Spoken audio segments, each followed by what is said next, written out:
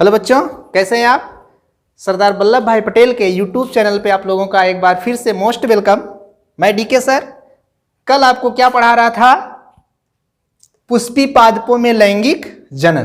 क्या पढ़ा रहा था? पुष्पी पादपों में लैंगिक जनन।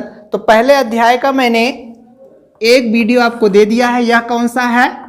दूसरा वीडियो है। कौन सा है? दूसरा वीडियो है। अब उसमें मैंने बताया कि पुष्प के कितने भाग होते हैं। क्या बताया था? पुष्प के कितने भाग होते हैं। तो मैंने बताया कि पुष्प के 4 भाग होते हैं।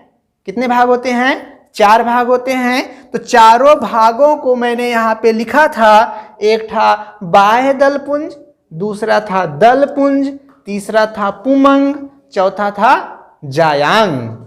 ठीक, तो बाह्य दलपुंज किसे कहते थे और दलपुंज किसे कहते थे उसको मैंने बता दिया। अब हमको पढ़ना है क्या पढ़ना है? पुमंग पढ़ना है। क्या पढ़ना है? पुमंग पढ़ना है। यह आपका तीसरा अंग है, पुमंग। ओके। नहीं तो जो पहला वीडियो नहीं देखे होंगे सोचे होंगे कहाँ से आ गया ये डायरेक्ट तीसरा पुमंग। इसे अंग्रेजी में क्या बोलते हैं? एंड्रोसियम। Androecium, DROECIUM। आया बात? एंड्रोसियम। अब एंड्रोसियम कहाँ है इसमें? एंड्रोसियम कहीं दिख रहा है? नहीं दिख रहा है। दिखेगा। कब दिखेगा? जब यहाँ पे कुछ बताया जाएगा तब वहां पे फिगर में दिखेगा। तो पहला मैं पॉइंट लिखता हूं। पुमंग क्या है बच्चों? पुमंग है पुष्प का नर जननांग। यहां लिख दे रहे हैं, यह पुष्प का नर जननांग है। क्या है? नर जननांग है। ठीक है, इसे मेल रिप्रोडक्टिव ऑर्गन बोलेंगे। और इसका दूसरा पॉइंट क्या होता है बच्चों? इसका दूसरा पॉइंट होता है कि इसकी एक इकाई को हम पुंकेसर बोलते हैं। क्या बोलते हैं? पुंकेसर। यहां लिख दे रहे हैं पुमंग की इकाई को, पुमंग की एक इकाई को क्या कहते हैं? पुंकेसर कहते हैं। क्या कहते हैं? पुंकेसर। स्टेमन, STAMEN, पुंकेसर कहते हैं।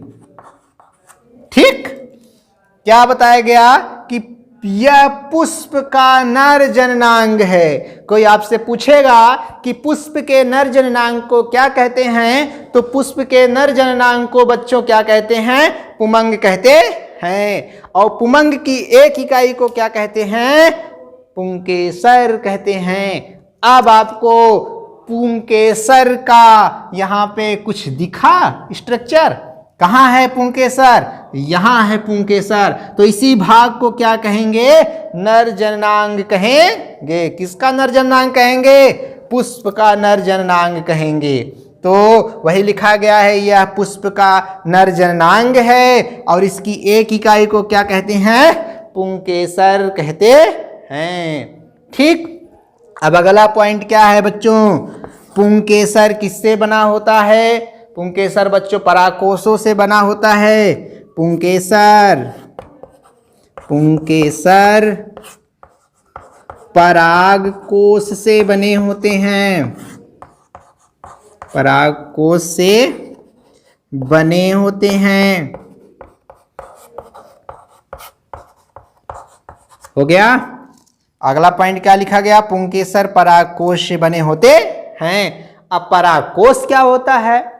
हाँ, परागकोश वही कोश होता है जहां पे परागकण का क्या होता है? निर्माण होता है। परागकण कह दीजिए चाहे लघु बीजाणु कह दीजिए। ठीक, अब यहां पे लिख दे रहे हैं अगला पॉइंट क्या? चौथा पॉइंट आपका है परागकोश।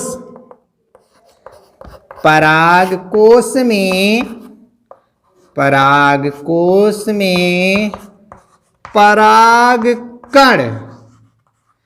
परागकण या बच्चों बोलते हैं लघु बीजाणु।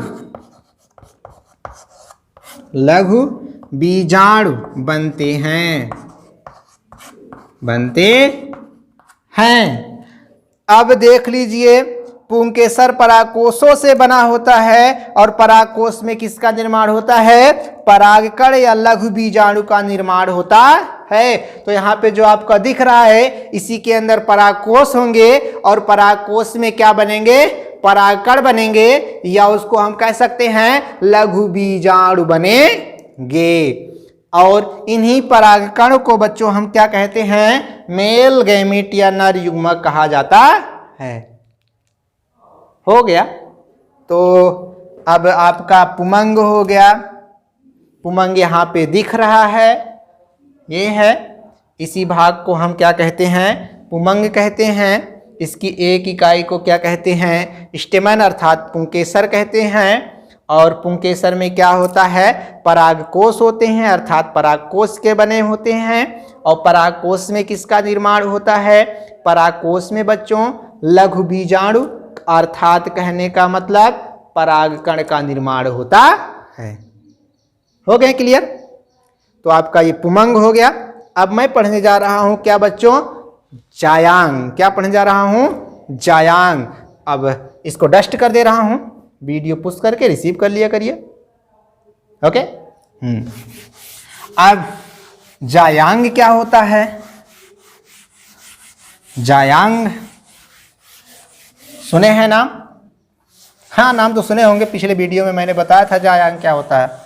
क्या होता है नहीं, जायांग का नाम सुने होंगे। ठीक, तो जायांग यहाँ पे लिख दे रहे हैं। चौथा आपका क्या है? जायांग है। क्या है? जायांग। इसे बोलते हैं गाइनोसियम। गाइनोसियम। ठीक। अब इसका सबसे पहला पॉइंट यही है। क्या है? यह पुष्प का मादा जननांग होता है। क्या होता है? मादा जननांग होता है। यहां पे लिख दे रहे हैं पहला पॉइंट, यह पुष्प का, यह पुष्प का मादा जननांग होता है। मादा जननांग होता है। समझ में आया? फीमेल रिप्रोडक्टिव ऑर्गन होता है। कौन? जायांग। ओके। और बच्चों इसकी एक इकाई को, इसकी एक इकाई को हम स्त्री केसर कहते हैं। क्या कहते हैं? स्त्री केसर। यहां लिख दे रहे हैं इसकी एक इकाई को, इसकी एक इकाई को, एक इकाई को स्त्री केसर क्या कहते हैं? स्त्री केसर, कार्पेल्स, स्त्री केसर कहते हैं। ठीक। जो जायांग होता है, इसकी एक इकाई को हम क्या कहते हैं? स्त्री केसर कहते हैं। अब बात अगली पॉइंट आती है कि जो जायांग होता है बच्चों, इसके 3 भाग होते हैं। कितने भाग होते हैं? 3 भाग होते हैं। और वो तीनों भाग कौन से होते हैं? वो तीनों भाग आपके होते हैं, यहां पे दिखाए गए हैं, वर्तिकाग्र, वर्तिका और ओवरी। ओवरी का मतलब क्या? अंडाशय। वर्तिका, वर्तिकाग्र और ओवरी। तो अगला पॉइंट यही लिखेंगे, मैं यहां दिखा दे रहा हूं तीसरा, कि इसके 3 भाग होते हैं। इसके 3 भाग होते हैं। कितने भाग होते हैं बच्चों?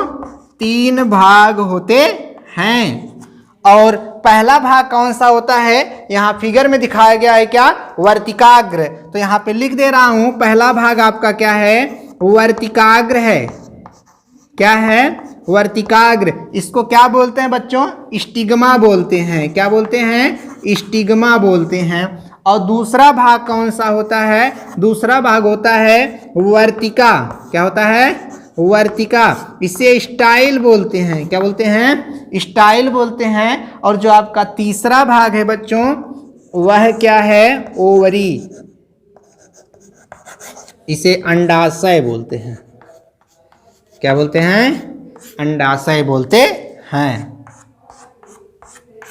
हो गया। किसके? स्त्री केसर के कितने भाग होते हैं? 3 भाग, वर्तिकाग्र, वर्तिका और ओवरी।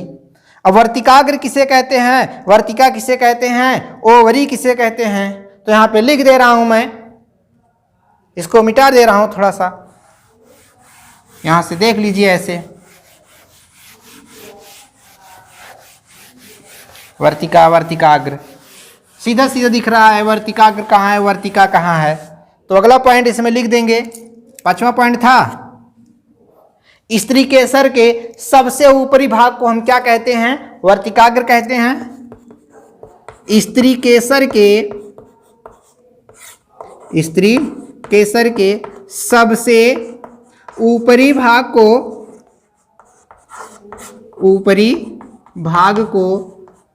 क्या कहते हैं? वर्तिकाग्र कहते हैं। क्या कहते हैं? वर्तिकाग्र कहते हैं।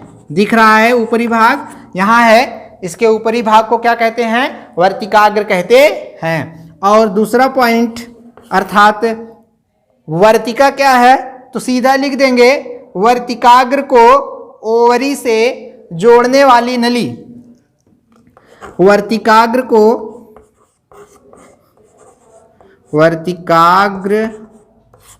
को अंडाशय से जुड़ने वाली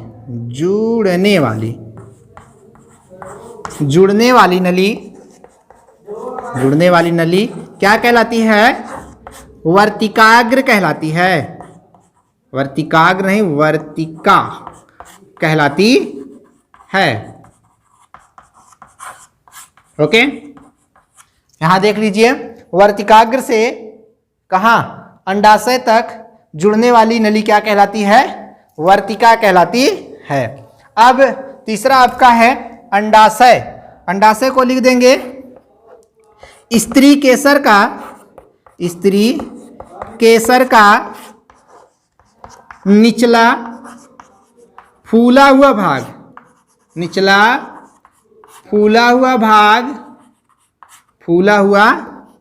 भाग क्या कहलाता है? अंडाशय कहलाता है। क्या कहलाता है? अंडाशय कहलाता है।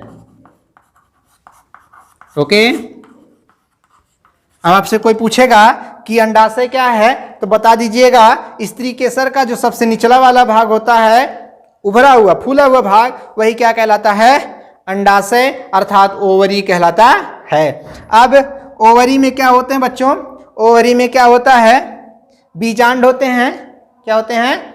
बीजांड होते हैं। और क्या होते हैं? बीजांडासन होते हैं। क्या होते हैं? बीजांडासन होते हैं। यहां पे लिख दे रहा हूं, कहां गया?